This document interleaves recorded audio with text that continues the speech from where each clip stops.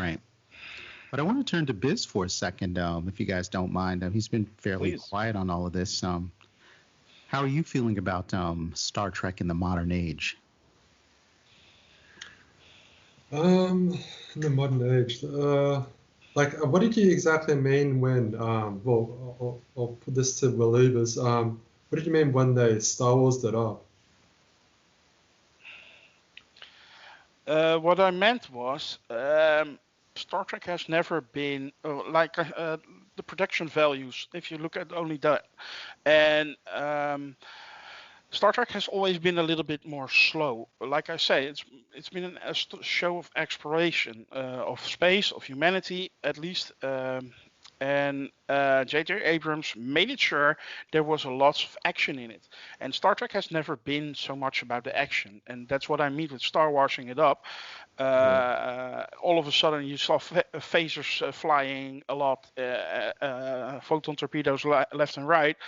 So they added more of an action element to the Star Trek.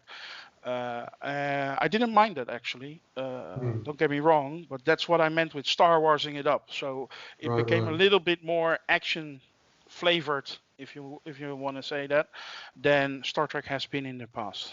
Yeah, because the reason I asked that because I have heard that critique where the newer Star Trek films, I mean the J.J. Abrams films, they've gone into a territory where they're trying to market it to more of like a bigger demographic. So they, I guess, at the end of the day, movies are made for money. Like it's not like it's like a charity case, but that's what I heard anyway. Like, did you guys hear that as well? Like, so it becomes more popular, so then it just generates more money, and then it just brings more Star Wars like into a more like mainstream, as opposed to like Star Wars is already kind of like there. You know what I mean? Or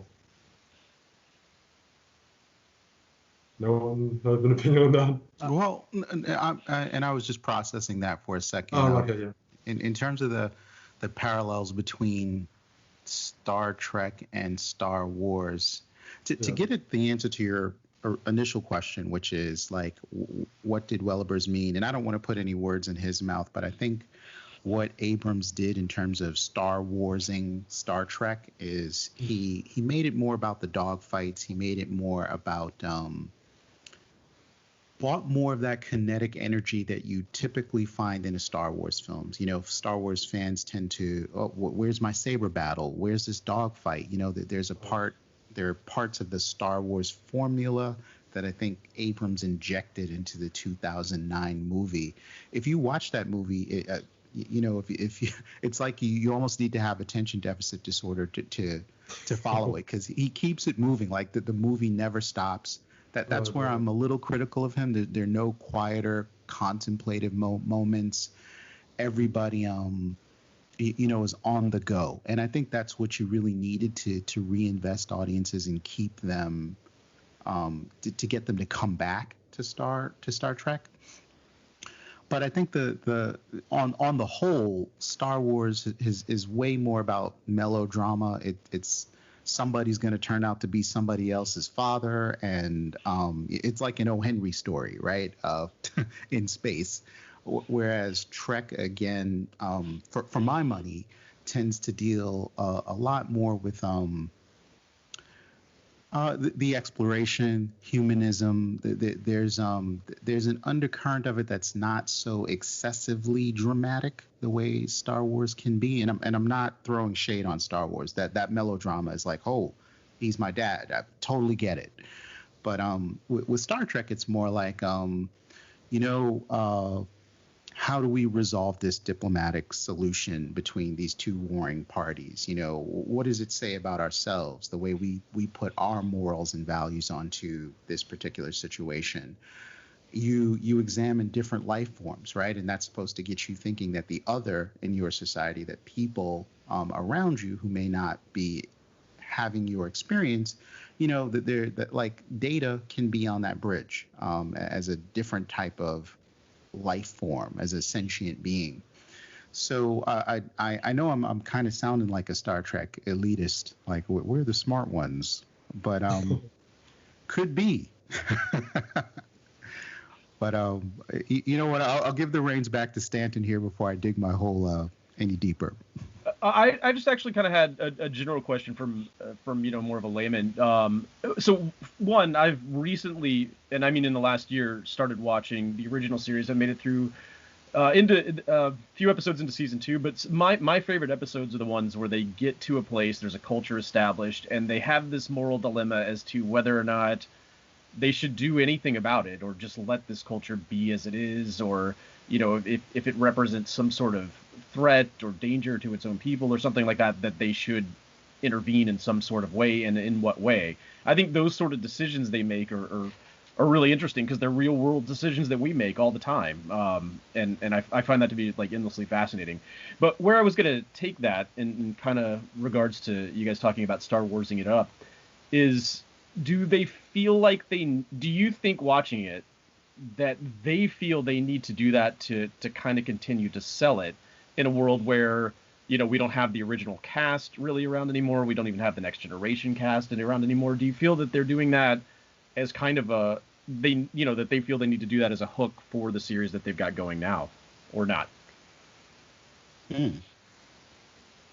Wellibers, you want to feel that one?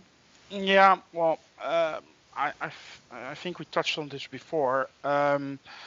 If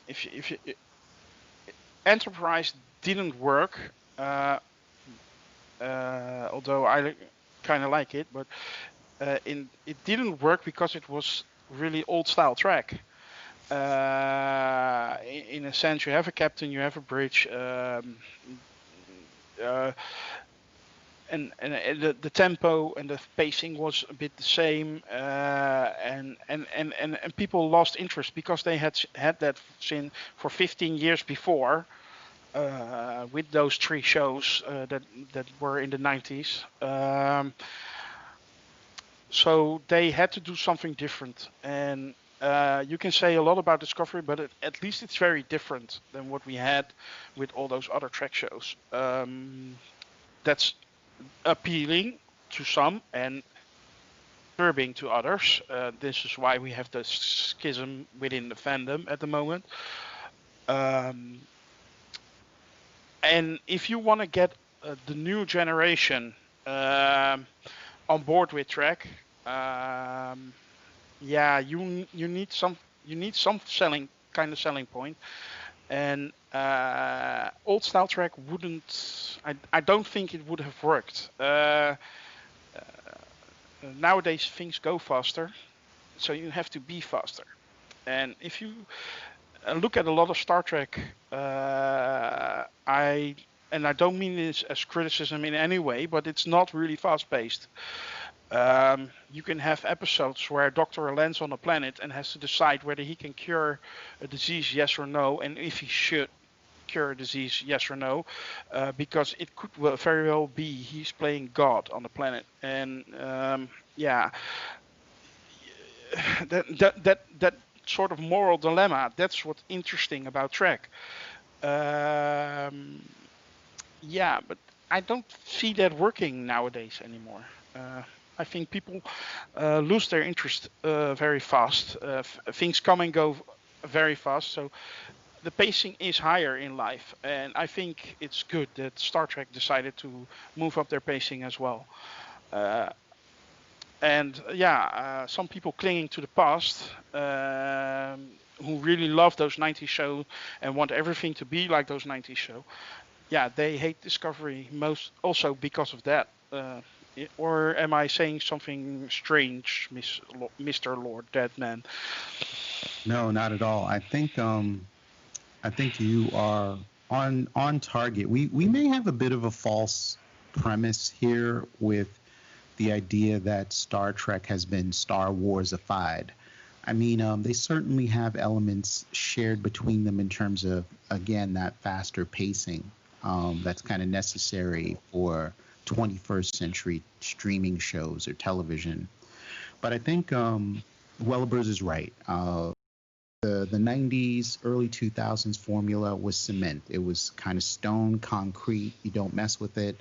But when we get here to 2009 and then 2017 with Disco, we had to do something to break it up, and I think the fans are kind of responding to that. There's some growing pains around the changing of the formula, which largely pertains to injecting even more diversity into Star Trek, which I think all the fans kind of love, playing around heavily with the production design, and also making it faster paced. Now, what I don't like about these CBS All Access shows so far, Picard included, is that I find that they're, the actors have advanced their craft, and there's sort of more emotional urgency in the shows for sure. But for some reason, it just kind of feels a little stilted at times to me. Like, why are we making this overly urgent every single second that goes by? And people have their issues that they have to air out. Spock's my little brother, and I have a daddy issue. You didn't get so much of that in the old Star Trek because, again, humanity's kind of resolved a lot of those.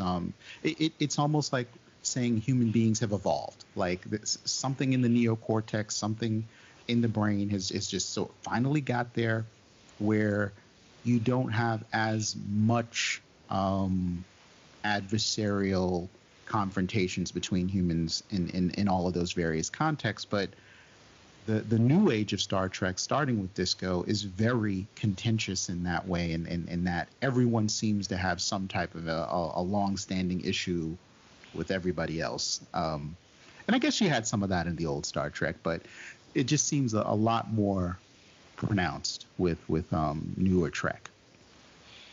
Yeah. You can keep going if you got something there, Wellibers. No. Okay. I would just say I totally agree here. It's more about those interhuman relationships. It has always been about the human relationship, but now it's like really character based, and instead of the bigger questions. And Star Trek should be about the bigger questions, to make you think about life in general, about society in general. And now it's more like, indeed, Spock, I am your sister. And it's very much the exploration of people and not so much space. I don't want to say space and exploration is an afterthought in modern Star Trek, because that would not be true. But it's certainly, I think they're thinking, you know what, people don't really respond to technobabble. They don't care about an anomaly. They don't care about an archive that has an incredible amount of data from a really ancient civilization. They really want to see two sisters who've had a long-standing issue between them since they were children, sort of, air it out, hug it out on Star Trek. And I'm cool with that, especially if that's the price to pay for this resurgence that I think that we're experiencing with the franchise. I'm okay with it. And overall, I like Disco. I liked Picard too. I'm not going to say that I loved it. I just like getting back to that world with that character. So they were always going to get a pass as far as their first season with me. There was just no way for me to watch it and be analytical and be like, oh, you did this wrong and this part of his uniform. You put Patrick Stewart, reading a telephone book in front of a camera, you've got Lord Deathman there. And I was like, wow, this guy did it. And he's coming back to do it again, which is... and there I might be able, now that I can take it for granted, I might be able to be more analytical about it. But I want to ask some questions of the group in terms of, and this might test your Star Trek.